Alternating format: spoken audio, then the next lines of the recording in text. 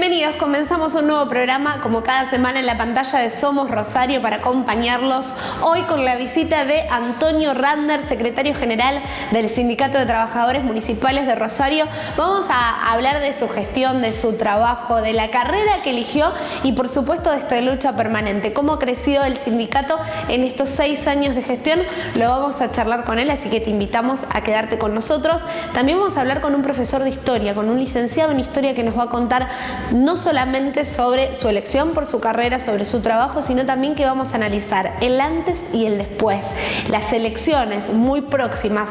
Todo este desarrollo informativo lo vamos a hacer con él, que sabe mucho del tema, así que te invitamos a que también puedas compartir esta nota. Y hoy en nuestro bloque saludable de nutrición vamos a estar hablando de la planificación alimentaria, cómo planificamos en casa, qué es lo que vamos a comer. Tenemos que cocinar para todos, se puede armar algo que sea general para toda la familia. Bueno, para eso Laura Canduzo está con nosotros para contarnos todos esos detalles. Y además le ponemos una cuota de cultura y de espectáculos de lo que sucedió, de lo que va a pasar en esta semana. Así que te invitamos a que te quedes. Agradecemos como siempre a Vanina de Morgana que me acompaña, a Calu Danola que me viste y a ustedes por estar del otro lado. Quédate, tenemos un gran programa para vos. Esto es Somos Eco.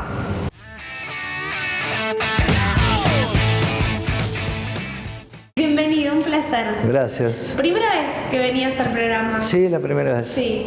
Bueno, quiero que primero empecemos a charlar sobre tu trabajo, sobre tu gestión como secretario general. ¿Cuántos años ya? Bueno, yo comencé mi actividad gremial muy joven, dentro de la Juventud Sindical Peronista hace muchísimos años. Y después pasé por distintas actividades dentro del gremio, por la juventud, por ocupar un puesto en la Secretaría de Vivienda del Sindicato Municipal. Después fui secretario general adjunto mucho tiempo y hace 6 años soy secretario general. Contame cómo fue esa transición desde ser secretario general al día de hoy. Han pasado muchas cosas, el país cambió, la ciudad cambió. ¿Qué tuviste que afrontar? No, totalmente. Vemos, no solamente somos también protagonistas de los cambios. Fíjate que nosotros tenemos una normativa en la municipalidad que es el Estatuto de Estabilidad y Escalafón, que es del año 83. Y entonces uno piensa que la legislación del año 83 representa la municipalidad que tenemos hoy. Entonces te obliga a hacer cambios en forma permanente para actualizar, para reformar, y muchas veces esos cambios llevan al progreso de los trabajadores municipales, por lo menos a elevar su calidad de vida. Hablar de estos últimos meses, en realidad estos últimos años que han sido muy complicados, una lucha permanente porque los vimos en cantidad de oportunidades reclamando, pidiendo, exigiendo. ¿Cuál es el análisis personal y como secretario general que puedes hacer respecto al país? Sí, y también como, ya no es mi rol de secretario general, sino de argentino. Yo creo que cuando aparece un nuevo gobierno, aparece con las expectativas de superar lo que se hizo antes, o de tomar lo que se hizo antes, mejorar lo que falta. Y hemos creído en todo. La luz en el túnel, los brotes verdes, la lluvia de inversiones, el segundo semestre, enderezar el barco, la tormenta, el Titanic.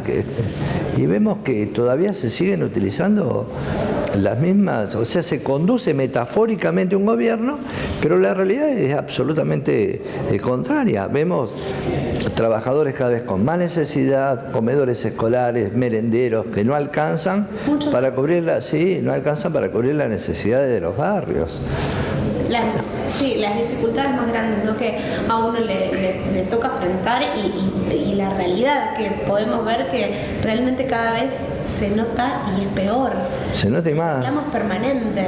Y no tenemos a lo mejor una visión de lo que está pasando en el país. Yo hace una semana estuve en Esquel, nosotros capacitamos delegados en las federaciones municipales, y en Esquel hace 1 mes y medio que no hay clases, no hay justicia, no trabaja Vialidad Nacional. Los intendentes de Chubut están con sus trabajadores cortando rutas porque no alcanza, no tienen plata, no pueden cobrar.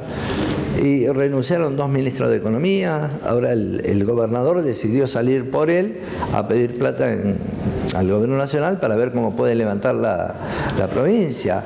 Pero si te vas a Santa Cruz pasa exactamente lo mismo, en el norte. Está un plan Belgrano que no se terminó, una promesa que iba a mejorar economías regionales que no funcionó. Y cuando vemos que el empleado público, su salario no se vuelca LELIC, LEVAC, acciones, dólares, se vuelcan en el supermercado, en la economía regional, en la granjita, en la tienda.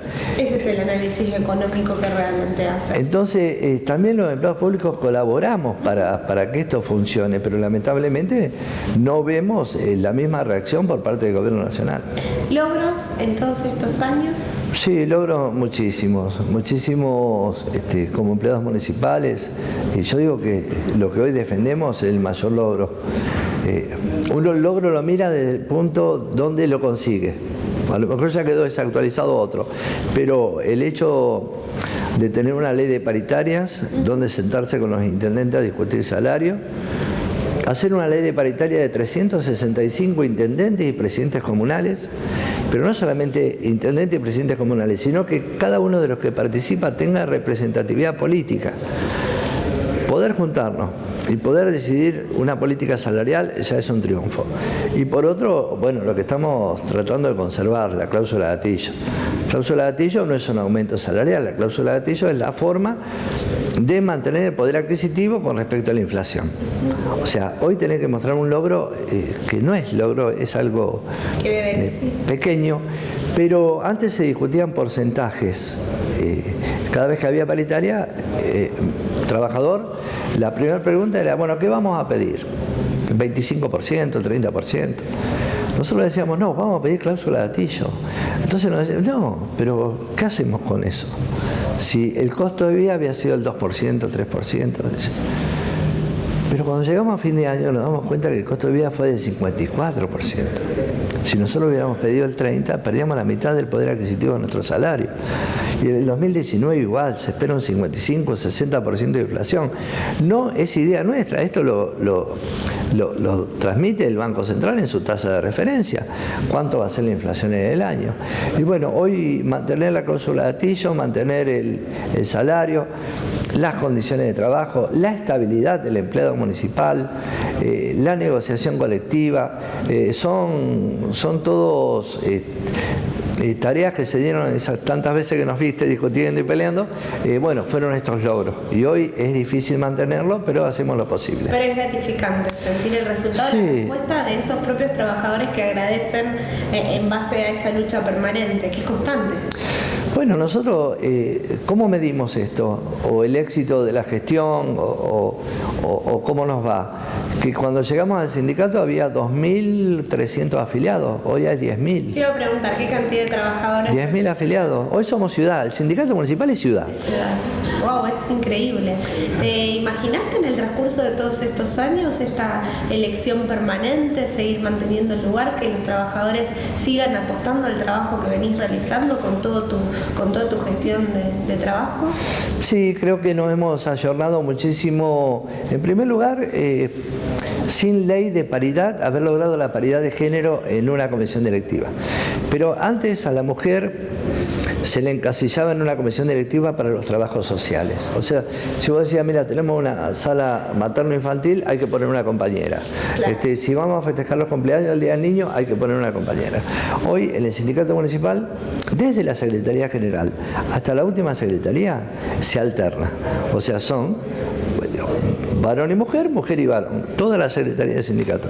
Y la verdad que hemos funcionado y nos han hecho ver situaciones que antes a lo mejor discutíamos entre varones y no nos poníamos de acuerdo. Casi pioneros en eso, digo, porque ahora estamos salió un fallo hace algunas horas con el tema de las colectiveras, y digo, tener que pelear para reincorporar a 4 colectiveras y que se cumpla, algo que hace 10 años que está, que sea el 50 y 50 ahora, antes no era así, pero que se cumpla esa reglamentación me parece, digo, ustedes lo vienen trabajando ya hace muchísimo tiempo, y esto va a seguir empujando a que en muchos ámbitos sigan las mujeres. Te voy a dar un dato. En el año 2005 nosotros sacamos la primera ordenanza que repudia toda violencia de género contra la mujer en la Municipalidad de Rosario. En el año 2006 el Consejo toma esta ordenanza y agrega igualdad de oportunidades en la carrera. Y para eso se crea la Escuela de Conductores de mujeres para manejar el transporte público. Bueno, realmente el trabajo que vienen haciendo desde ese lugar también es muy bueno, y la posibilidad de eso, del empleo joven, de que los chicos tengan esos lugares que son tan buenos y que tanto pueden generar para la sociedad. Bueno, también a eso hay que sumarle que hay chicos con discapacidades diferentes que encuentran su lugar en el mundo realizando plantines y haciendo trabajo de jardinería donde los tiene contenidos. Y todo esto siempre con profesionales a cargo, profesionales terapéuticos. Y se ha creado una escuela de jardinería, una dirección de parques y paseos, que nosotros tratamos de visibilizar el trabajo que hacen los compañeros a través de un video, y ese video también lo coordinamos, lo hace la Secretaría de Prensa, y lo coordinamos con todo el periodismo. Para que la gente se siga sumando, conozcan y entiendan de ese trabajo que es de raíz, pero que le da la posibilidad a muchísima gente de que puedan tener esta inclusión, que pueda haber paridad y que se pueda trabajar realmente una gestión que tenés y que hace muchísimos años que viene creciendo, que es lo más importante, se nota en los números. Sí, a veces no es fácil. Nosotros terminamos recién un 5.º encuentro de mandos medios. Es el nexo entre la parte operativa y la parte de conducción. Sí. Y bueno, con más de 300 compañeros cada una de las jornadas de mandos medios, donde proponen, donde tuvimos la visita de Bernardo Estamateas también para motivar el funcionamiento de los mandos medios, donde se puede dialogar, debatir. Y es una forma de no dejar descuidada ninguna de las áreas de las municipalidades, o sea, tanto la parte operativa como la parte de conducción, que se sientan integrantes y parte del sindicato. Y nosotros, nuestra tarea es cuidar su sueldo, su jornada laboral, sus licencias, sus derechos que tanto nos costó conseguir durante muchísimos años. Se vienen las elecciones nacionales. Hay muchos reclamos que han hecho durante estos años. ¿Qué sentís y qué balance podés hacer? Lo hablábamos un poco a comienzo y en el transcurso de la nota lo fuimos charlando, pero ¿qué es lo que habría que cambiar, sentís? Yo creo que primero el diálogo social. El diálogo social es el encuentro entre gobierno, trabajadores, empresarios y definir un proyecto de país, donde estén todos incluidos, donde no solamente se beneficien algunos en desmedro de otros. Si nosotros logramos ese diálogo social tan declamado, tan trabajado por organismos internacionales, que ha funcionado en otros países, no vemos por qué no puede funcionar en Argentina. Entonces nosotros decimos, a través de ese diálogo social, encontrar la salida a diversos problemas que nos aquejan. Por otro lado, se plantean entre la política del derrame, que es la política del neoliberalismo, o sea, un recipiente, como uno se lo puede imaginar. Cuando derrame ese recipiente, recién los trabajadores pueden participar del derrame. Siempre te cambian el recipiente, cada vez te ponen uno más grande. Y la otra es lo que consideramos un círculo virtuoso, es la del consumo. Mejor poder adquisitivo es volcarse al consumo. Si uno se vuelca al consumo, hay más producción. Y si hay más producción, hay más trabajo. Esto no es una idea. Esto se llevó adelante en el país y funcionó. Hoy, el único mes que creció el consumo en el país fue diciembre del 2018. Desde hace 3 años y medio, todos los meses el consumo para abajo. Se enfrió la economía, eso permitía o fue llevando adelante el cierre de fábricas, de comercio, de pymes todos los días. Bueno, todo lo que vemos, ¿no? Ojalá no pase mal el país.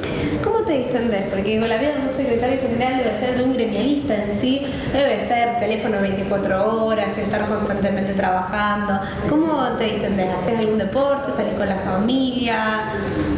Caminar. Vivo cerca del río, así que... Aprovechar el espacio Sí, camino. público. Y después, los que me desconecta de la realidad son mis nietos. Martín de 7, Manuel de 9 y Luli que ya cumplió 15. ¿Sentís que quizás por el trabajo propio a veces uno deja un poco y resta un poco de tiempo a la familia? Sí. Yo por eso siempre rescato esa relación con mis nietos y no la tuve con mis hijas. Claro. O sea que por mis hijas muchas veces el sindicato estaba antes de las necesidades. Vos te perdés muchísimas cosas. Cosas que ahora no quiero perder con mis nietos. Recuperar con los nietos. Por eso me levanto temprano, los acompaño cuando van a la escuela, después los veo a la tarde un ratito. La paso bastante bien con ellos. A veces el conectar con... No, y te sacan y me introducen en su mundo. Y sonreís más, ¿viste? Cuando hablas de la familia. Claro, yo a veces, un día me tocó almorzar, que íbamos a la cancha, entonces quedamos, aparte tengo un chiquito, tiene 19 años, pero está con nosotros prácticamente desde que nació, tiene su papá, su mamá, pero se quedó con nosotros. Y íbamos a la cancha y no teníamos que comer. Y estábamos solos, los 3 varones. Entonces le digo, y me dice Manuel, que tiene 9, dice, pedíselo al teléfono. Digo, ¿cómo le voy a pedir al teléfono? Sí, dame. Agarró y dice, bueno, tráeme 3 hamburguesas especiales. Yo al rato el timbre vinieron a traer hamburguesas, ¿viste? Yo digo, para mí esto no existe. Claro, ellos nacieron en otra generación. Ni hablar. Totalmente diferente, se manejan distinto y aparte tienen un montón para enseñarnos. La idea también de este programa es eso, es conocerlos desde otro lugar, poder charlar de temas actuales, cotidianos y de la realidad, pero también conocer quién está detrás de ese funcionario, de esa persona que nos viene a visitar. Y cuando hablas de tu familia sonreís mucho más. Muchas gracias por habernos visitado y cuando quieras las puertas abiertas para poder charlar, que hay mucho. Bueno, encantado, me sentí muy cómodo. Muchas gracias.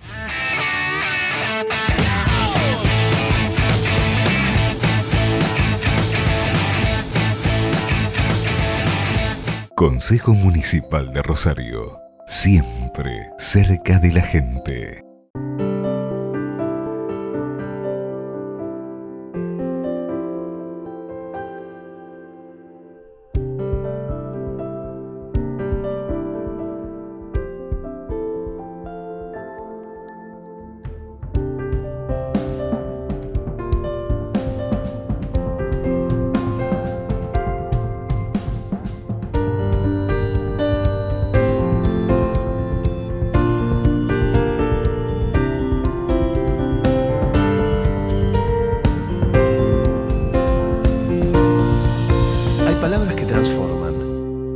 Cámara de Diputados de la provincia de Santa Fe. El diálogo transforma. La Municipalidad de Rosario y el Centro Unión de Almaceneros te siguen acompañando con precios justos para que puedas cuidar tu bolsillo y el de tu familia. Esta sexta etapa se extiende hasta el 15 de septiembre con más de un centenar de productos seleccionados. Además, el Banco Municipal de Rosario se suma al programa. Todos los días miércoles con las tarjetas de crédito hay una promoción de 20% de descuento que abarca a los comercios pertenecientes a la cadena del centro. Consulta los comercios adheridos en rosario.gov.ar o baja la aplicación Precios Justos en tu celu. Más que nunca, cerca tuyo. Municipalidad de Rosario.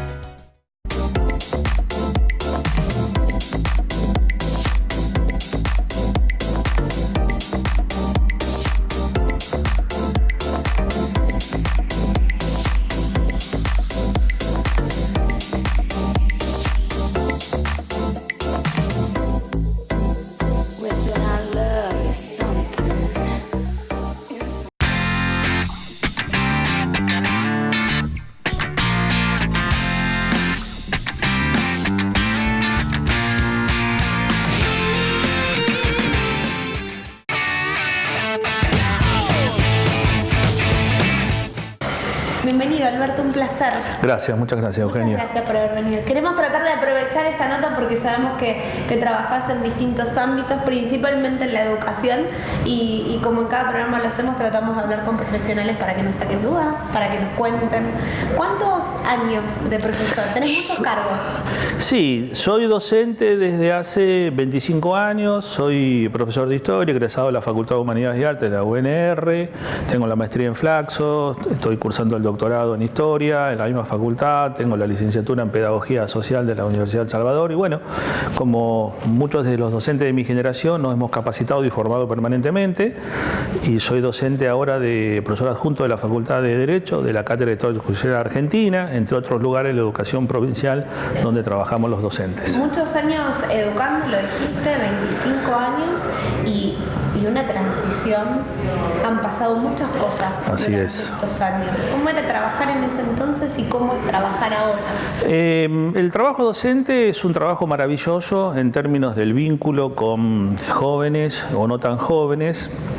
Y es un trabajo que nos demanda un compromiso permanente en términos de entender que la educación es básicamente inclusión, que la educación es calidad, debe haber inclusión con calidad y que la educación además tenemos que estar atentos a los sujetos educandos, que son personas que requieren de nosotros nuestro mayor esfuerzo.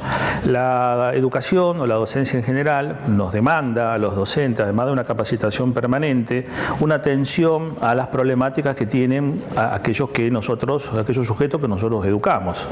Que las problemáticas son las que han ido ocurriendo en el proceso histórico de este país en los últimos 30 o 40 años, con los diferentes gobiernos que hemos tenido, con las diferentes leyes de educación y con los fenómenos políticos y sociales y económicos que se van dando en el ámbito de esta sociedad en la que vivimos.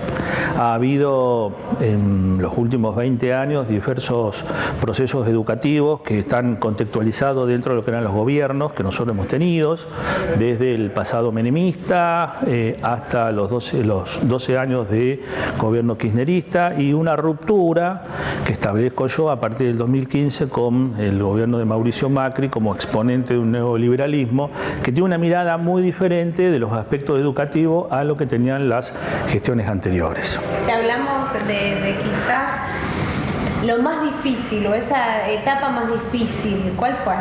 ¿Cuál sentís que fue? La que estamos viviendo. La etapa más difícil es la que estamos viviendo desde 2015 para ahora. En primer lugar, por la concepción educativa, política que tiene el gobierno de Mauricio Macri, sus ministros de educación y todo su gabinete respecto a qué es la educación. Para ellos la educación es un gasto, no es una inversión estratégica de un Estado, una nación. Atendiendo esto de que es un gasto, hay que recortar en cualquier lugar. Este recorte en cualquier lugar lo hacen sin tener en cuenta que hay personas. Y la educación en Argentina, desde Sarmiento para acá, pasando por la generación del 80 y todos los educadores y los procesos históricos de inclusión que tuvo en la Argentina en el siglo XX, es una herramienta de movilidad social ascendente. Los sectores populares, los sectores subalternos, aquellos que no han tenido una posibilidad o familiar o personal o económica de tener una posición económica sólida, tienen en la educación una herramienta de ascenso social. Esto se ha visto desfavorecido desde el 2015 para acá por una política estatal que privilegia recortes educativos en términos de ajuste económico o de gasto, como si fuera un gasto. ¿Y esto en qué se ve? Por ejemplo, el sistema de ciencia y técnica que establece que el CONICET, los investigadores para la Argentina, ha reducido notablemente su presupuesto. Ya no hay más tantos cargos ni tantas becas para los egresados o los posgraduados para el sistema de CONICET. Tenemos mucha gente que se está yendo del país.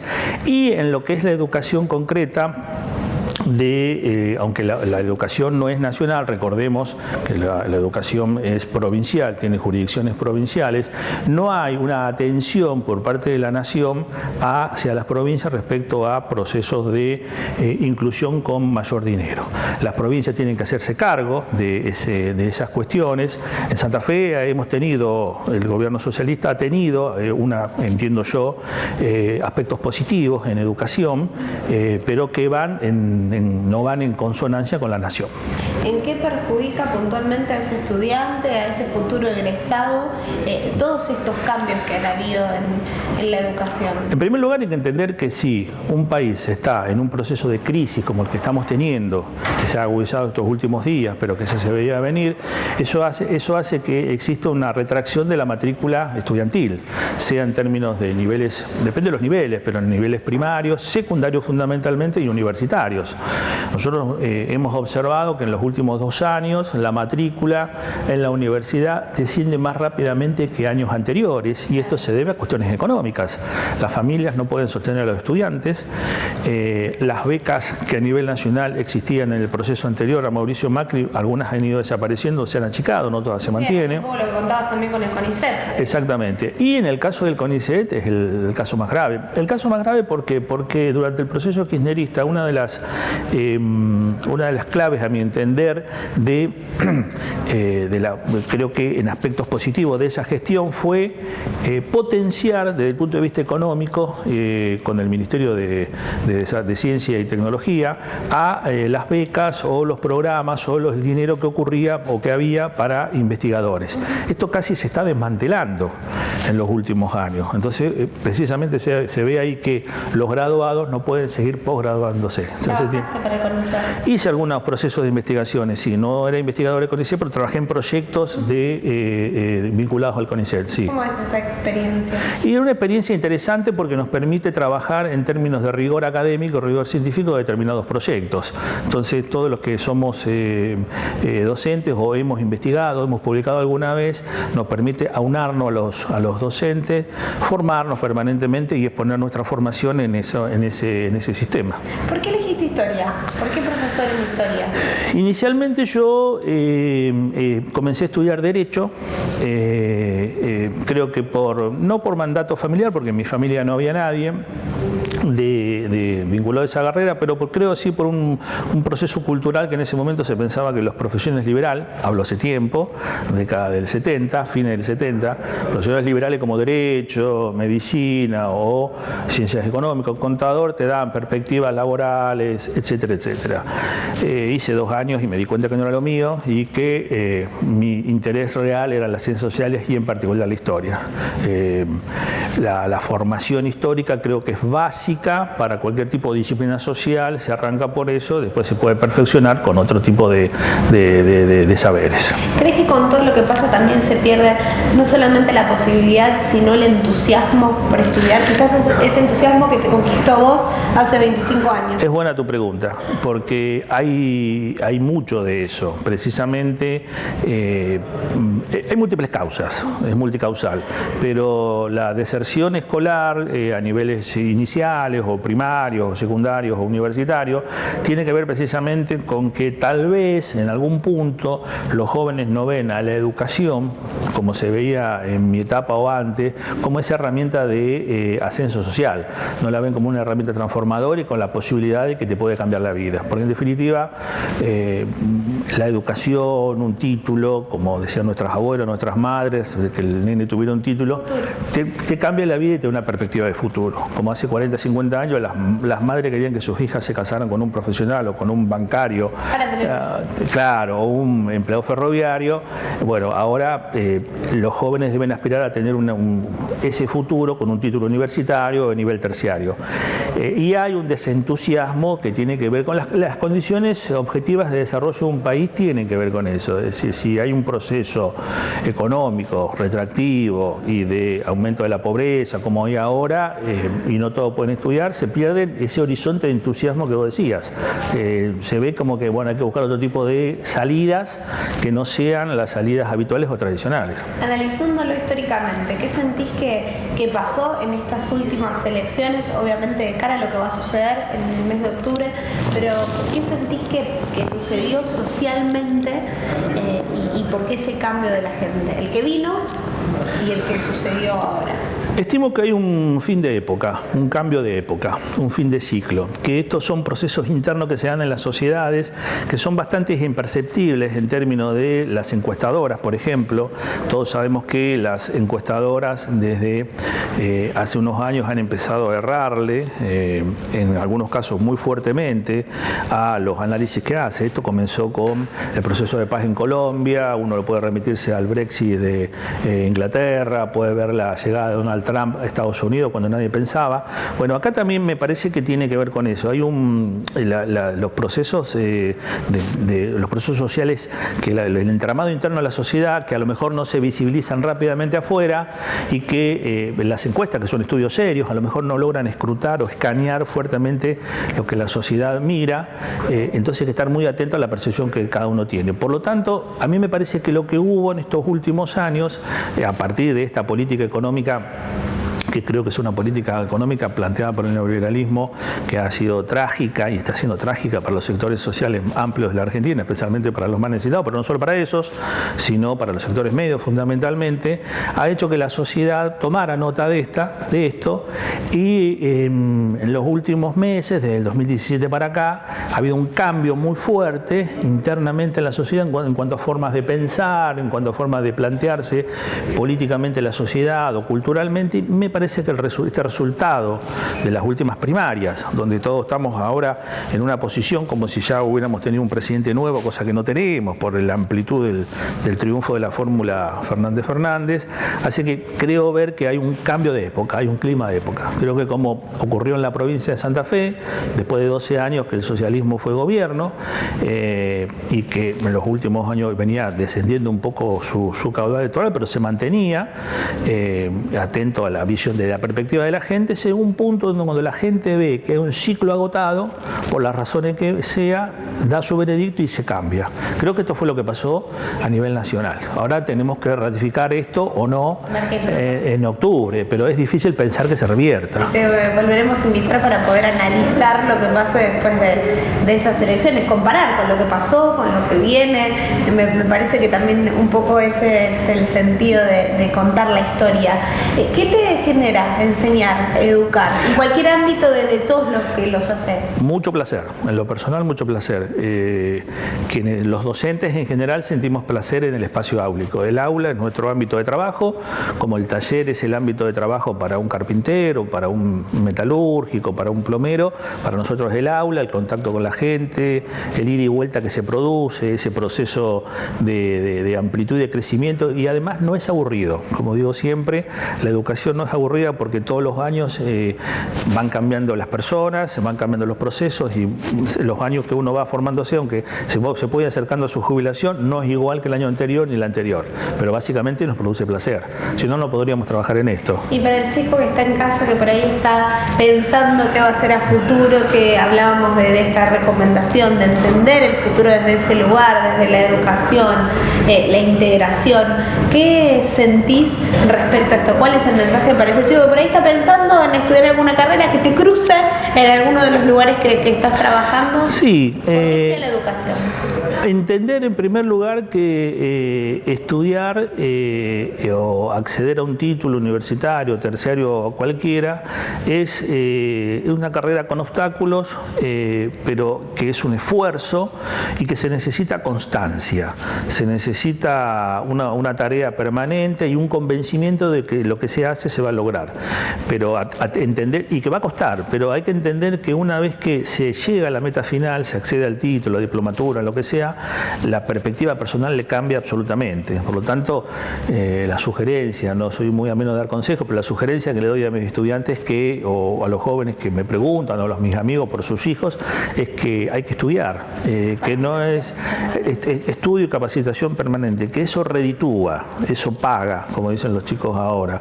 Es decir, eso a mediano y a largo plazo, si las condiciones objetivas de desarrollo de un país se dan, en este momento obviamente es complicado hasta para los profesionales, pero si eso se va dando, es una actividad que hay que desarrollarla y hay que proponérselo y se puede lograr. Alberto, muchas gracias. Muchas gracias a vos, Eugenia. Y las puertas abiertas, seguramente te vamos a necesitar consultar en distintas oportunidades, así que muchas gracias por haber venido. Bienvenida, Laura, nuevamente. Bueno, muchas gracias por invitarme. Nos quedó una deuda pendiente porque habíamos hablado de la planificación familiar. Y esto tan difícil que es para las familias, cómo te organizas en casa según la cantidad de gente, que después terminas desestimando la dieta, Lau, porque me imagino que decís, uy, tengo que comprar, no, hago comida para uno, comida para otro. ¿Se puede planificar y hacer algo colectivo? Se puede planificar para la familia típica, mamá, papá y los hermanitos. Siempre recomendamos que hagan una buena compra, entonces los asistimos en la lista de compras. Por ahí hay materiales simples como la listita, en donde nosotros le indicamos a la gente lo que debe comprar. Mira, vamos a mostrarte en pantalla para que vos conozcas y sepas de qué estamos hablando. Debes conocer, existen ese tipo de listas de compras, mientras la gente lo va viendo en pantalla, donde vos tenés lo que podés llegar a necesitar del súper. Me llamó la atención porque existe también la lista de compras saludables. ¿Esto en qué consiste? En todos los alimentos que son saludables y que tenemos que tener en cuenta a la hora de ir al súper. Están por grupo, por sector de súper, entonces la compra es mucho más simple, mucho más rápida. Siempre recomendamos que los que vayan a hacer la compra vayan ya con una comida previa, no andar abriendo cosas adentro del súper o consumiendo cosas que por ahí, por el hambre, son impulsivas y agarramos cualquier cosa. Entonces la recomendación principal es que ya vayan con la comida hecha. No importa si es merienda, almuerzo, que vayan comidos. Perfecto. Con su lista de asistencia, en donde está disociado por grupo: verdulería, carnicería, la zona de cereales, de fideos, de pastas. Todo. Algunos de los ítems que podemos ver, bueno, decías sectorizado, tenés lácteos, huevos. Sí, todo lo que es frutos secos. Cereales. Sí. El tema de los aceites, que es importante. Veo hasta semillas. Semillas. ¿Es fácil encontrar en los supermercados semillas? ¿O Sí, los supermercados tienen su sector de comida saludable o de estos alimentos. Si la mamá o el encargado de hacer las compras tiene mayor disponibilidad de tiempo y puede ir a la dietética, a la carnicería, a la verdulería, la compra se optimiza mucho más porque uno ya compra en mejor, digamos, calidad también. Me llamó la atención la parte de las semillas y te iba a preguntar en qué comidas uno puede agregar semillas. Yo en lo personal no consumo, por ejemplo.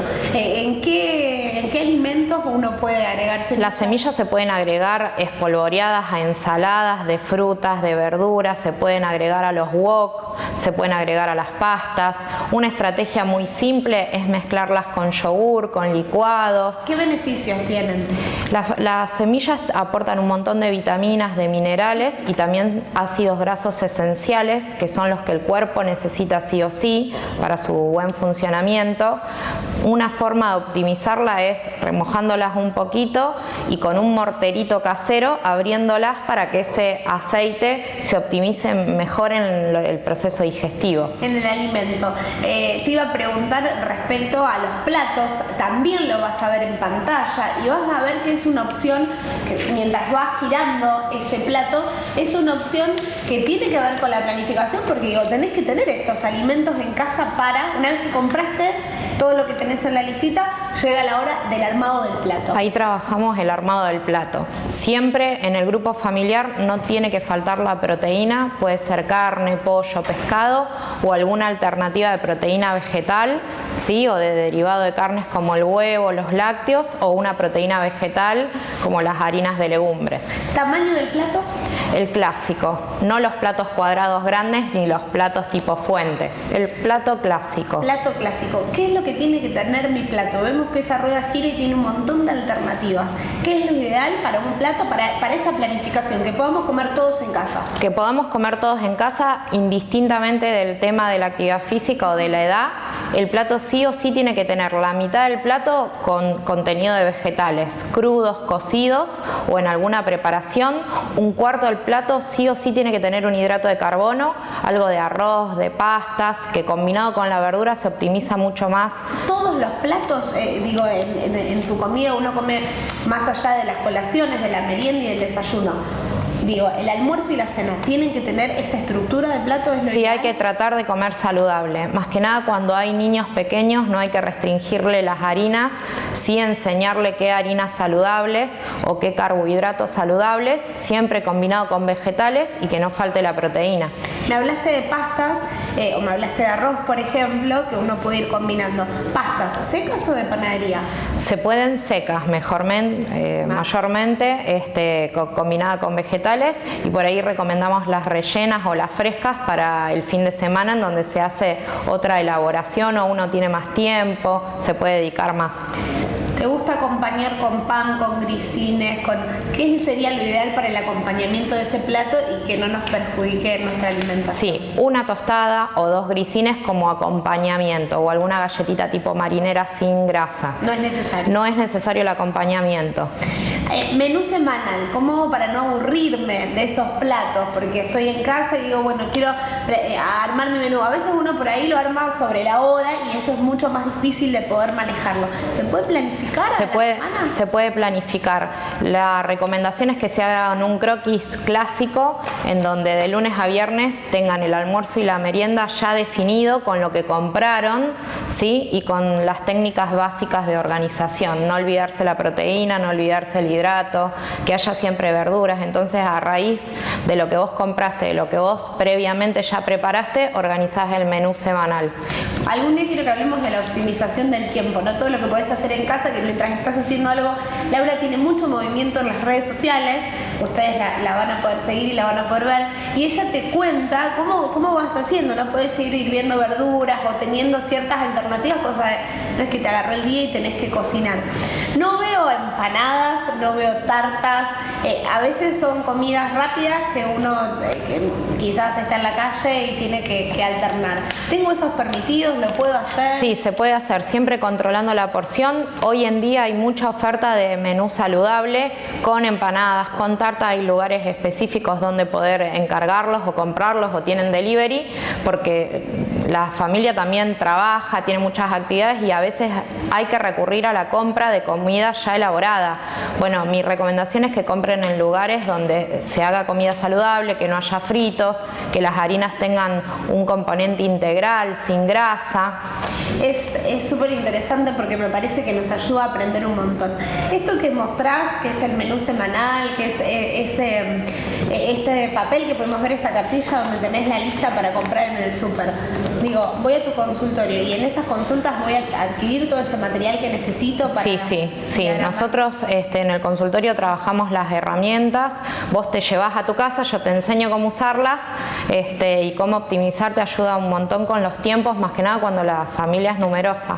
Quiero saber qué es lo que te generan los cambios en los pacientes, cuando los ves realizados, cuando ven que esos objetivos que se propusieron juntos, porque fue una tarea compartida, se ve. ¿Cómo se siente el profesional? Sí, vuelven muy contentos, porque aparte participa toda la familia, porque cuando ya le explicás a los chicos, ya ellos mismos te ayudan a preparar la vianda, se preparan la fruta en la mochila para llevarse al recreo, papá se lleva la vianda, ya es mucho más simple, no tenés que estar pensando qué hago de comer, qué se lleva, dónde vamos a comer, qué vamos a comprar. Ya la previa de la organización te facilita muchísimo las cosas y eso mejora el humor y bueno, la calidad de vida de la familia. Si vos querés seguir los tips que Laura tiene para contarte en el transcurso de la semana, lo podés hacer en redes sociales. Te espero la próxima semana y si te parece también podemos charlar de los eventos, de las salidas, de todo eso que quizás tenemos que negociar a la hora de ir a un cumpleaños o de ir a algún lugar y dice, ay no, ¿cómo se puede hacer? Se puede. ¿Qué podemos elegir? Hasta me animo a las preparaciones de pizzas, porque deben haber pizzas saludables que las podés hacer en casa. Exacto. Y que todos podemos comer. Que todos podemos comer. Así que bueno, te dejo el desafío. Bueno, nos encontramos la próxima. Nos vemos la próxima. Muchas gracias. Nosotros seguimos con más en la pantalla de Somos Rosario.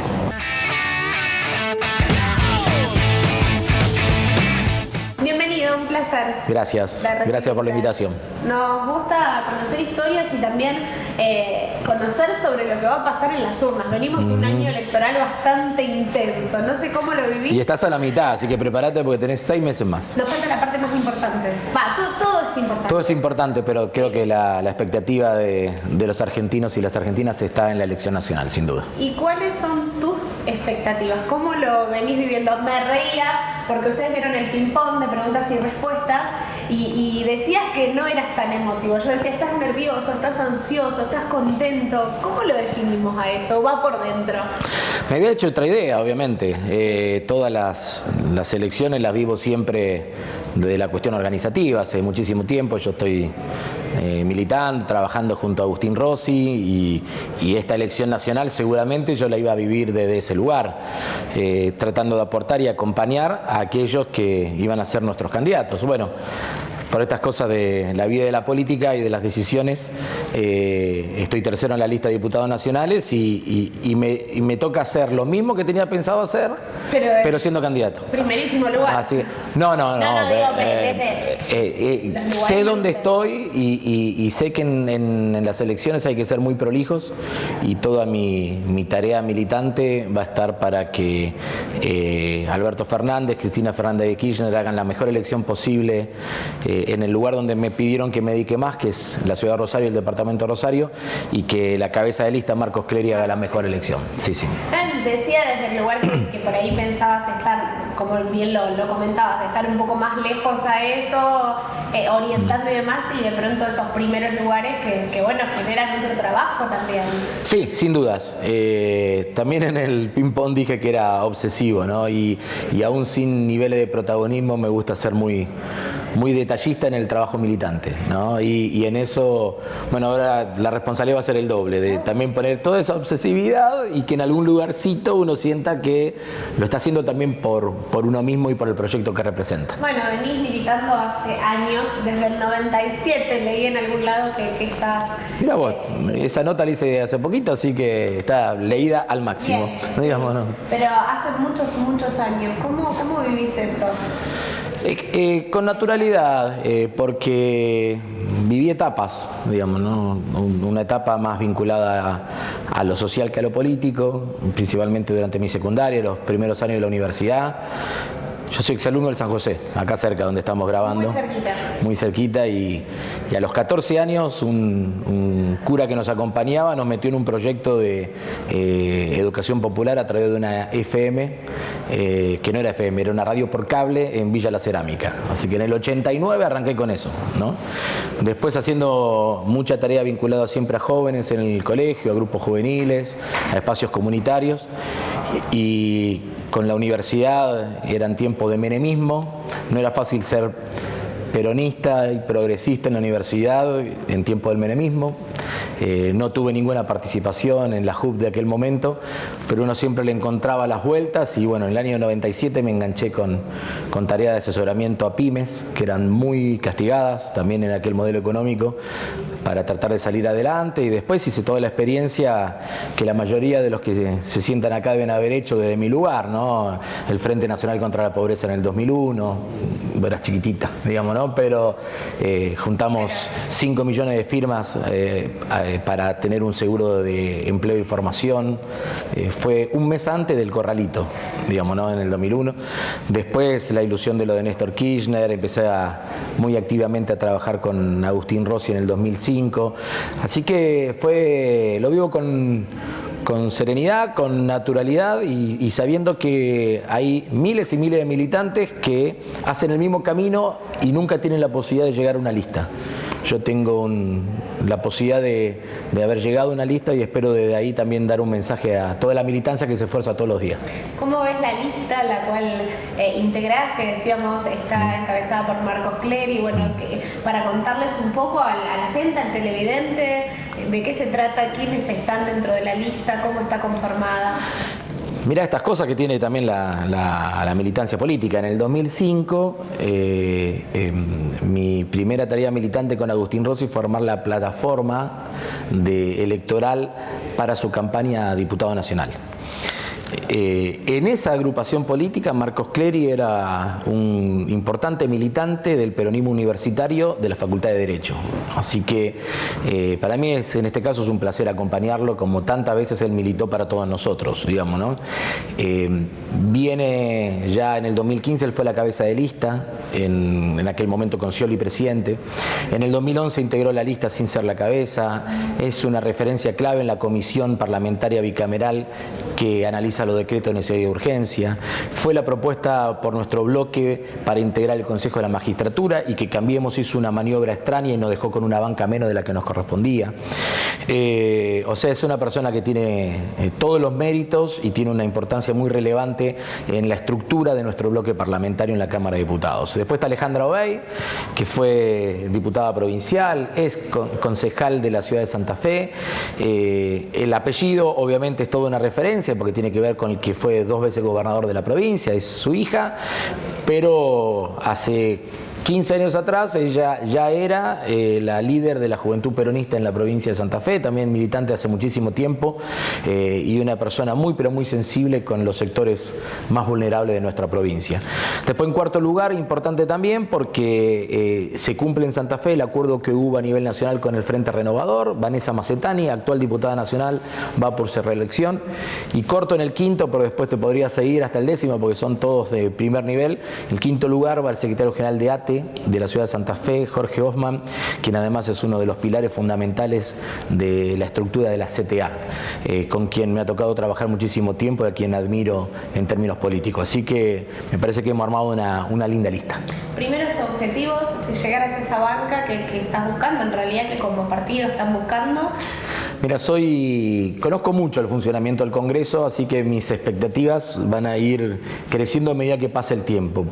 Pero si todo sale como yo pienso, el 15 de septiembre el Gobierno Nacional va a presentar, o cerca del 15 de septiembre tiene la obligación de presentar el presupuesto para el año que viene. Voy a estar trabajando mucho el tema de adicciones, hay un grave problema en la ciudad de Rosario, siempre vemos el lado del narcotráfico, digamos, ¿no?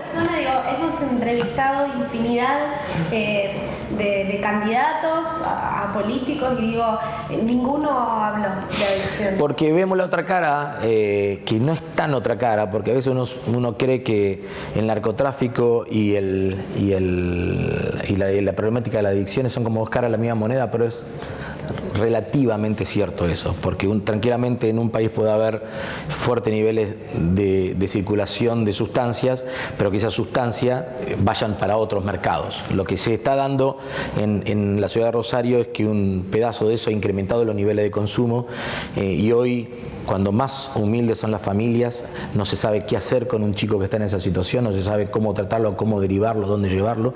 Y si tener los recursos económicos, porque hay muchos que tienen los recursos económicos y están atravesando esas situaciones, las obras sociales no te están cubriendo los tratamientos, no se sabe tampoco en dónde uno puede llegar a derivarlo. Es una situación dramática la que viven muchísimas familias rosarinas con el tema de la adicción. Y un tercer tema que me quiero dedicar en lo inmediato es que a nivel nacional hay una ley de educación técnica que financia las escuelas técnicas de todo el país, entre ellas la de nuestra provincia.